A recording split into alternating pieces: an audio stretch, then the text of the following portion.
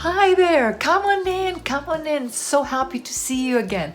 I am so grateful for you being here. For the people that know me, thank you so much for your support, for asking questions, for asking me to create certain tutorials like this one, particular one. For the people that do not know me, well, I am an esthetician, a beauty therapist, an instructor, examiner, been in the industry for many, many years, so I've seen many things come and go. This particular tutorial is on skin tags, so please go and get yourself a pen and paper, a glass of water, and wait until the end so you get all the notes. Below, I will write down a few steps, a few pointers so you can just read. Go down below, just read. But most of all, please subscribe and share this video. So go get yourself a pen and paper and let's start.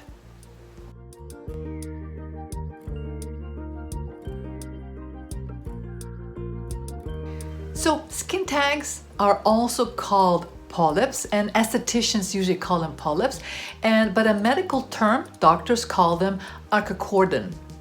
So we are going to stick with skin tag or polyps. I will be putting different pictures so you will see different kinds of polyps or skin tags, but here is a little diagram. Okay, so you'll see here the skin, so the outside skin, epidermis, dermis, and the polyp looks like a little piece of skin, and it has like a little stalk, so it is attached to the skin, and it does have a little bit of a blood supply. So that is the skin tag. The reason of this particular little video is to explain a little bit how it happens and how can we take care of it.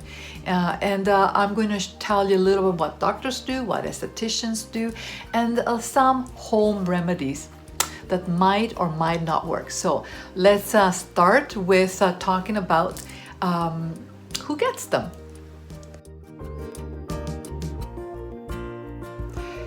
So because I have a lot of clients and students and graduates, I get these questions a lot. What can I do with, or why do I get them?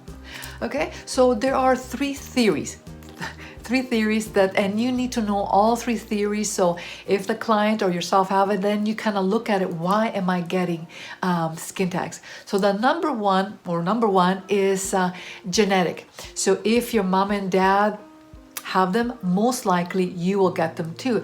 And not like a young child, usually happens as you increase in age. So you're not gonna get it when you're 12, 13, but most likely in your 30s or older. Okay, that's number one. Number two, a viral component, a virus. Okay, that is usually 1 to 2% of the cases, and also genetic is 1 or 2% of the cases. The one that I really have a tendency to kind of pull towards, it is the metabolic syndrome. Metabolism, something that's happening internally within your body. Now remember that the skin is an organ of elimination.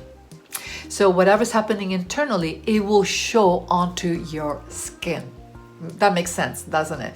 So when we talk about metabolic syndrome, we're talking about insulin resistance, pre-diabetes, and number 2 or type 2 diabetes have a tendency to get more of these skin tags.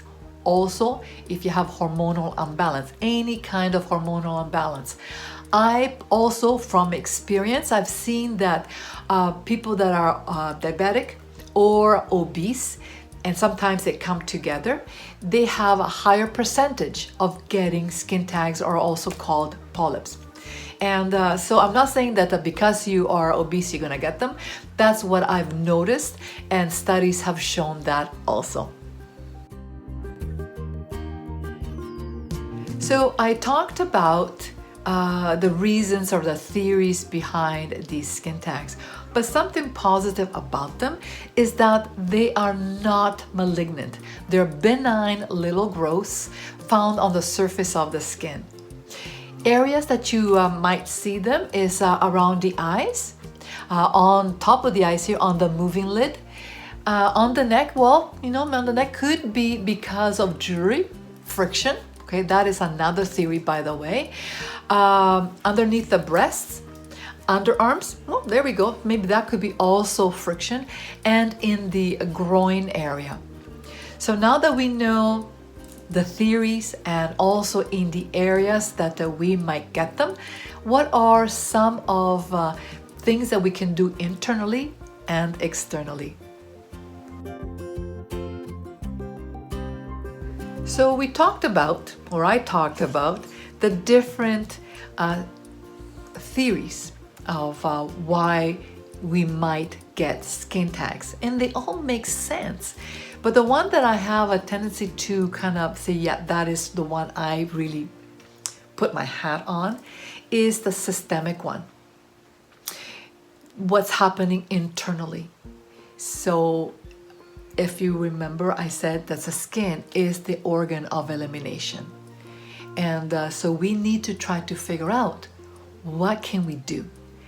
After read quite a bit and did a lot of research, I found out that individuals that are diabetic or predisposed to diabetes and individuals that are obese have a tendency to get, or they're prone of getting, polyps or skin tags.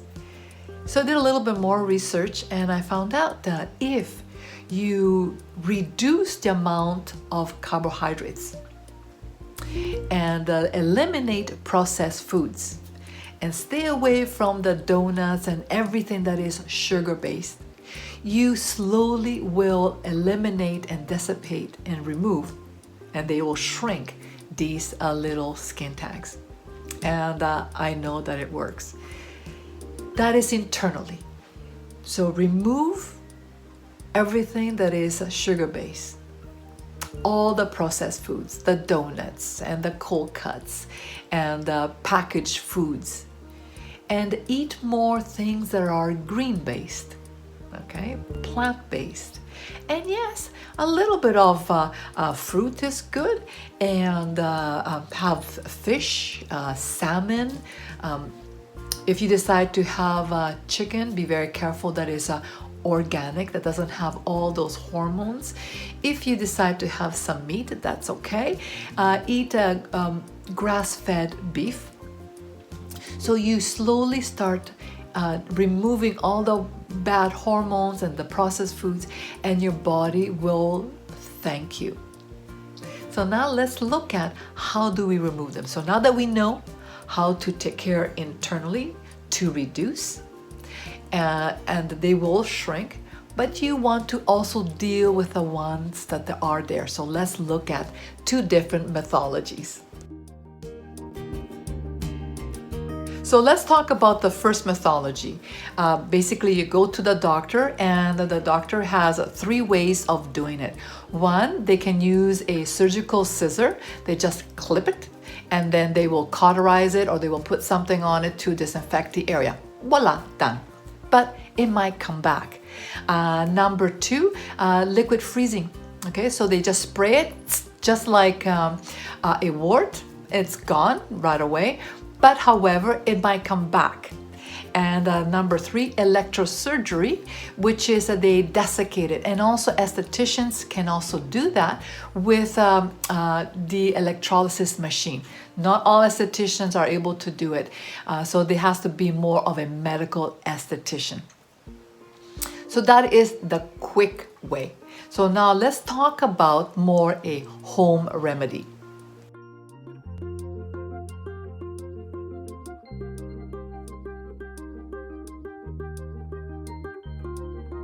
So now let's talk about the mythology number 2, the home remedies.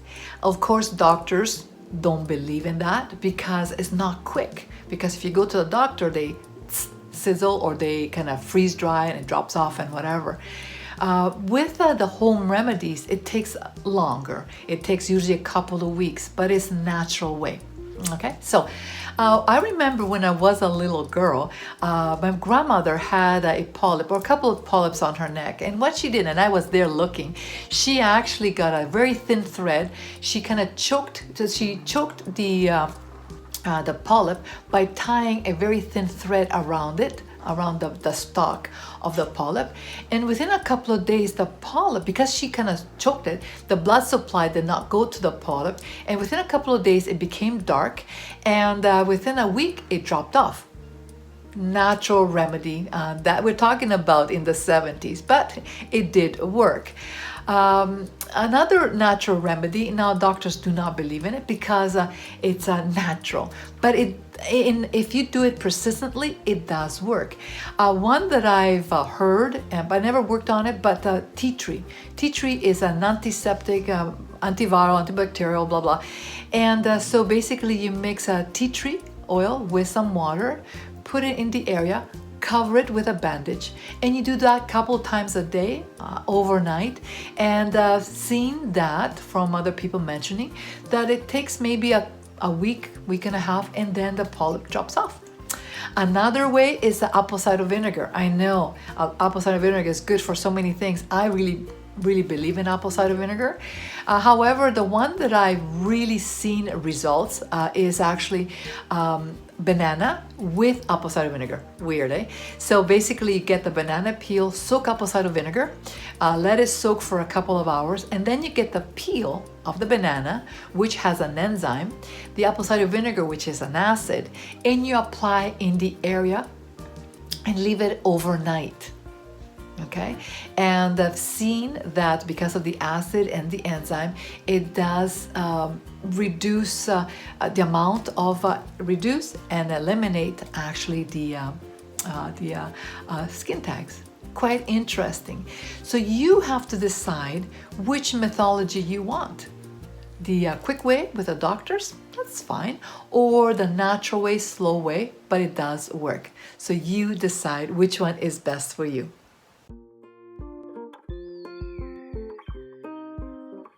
I hope you enjoyed this tutorial. I have. So now you decide what you want to do. Which one is the best?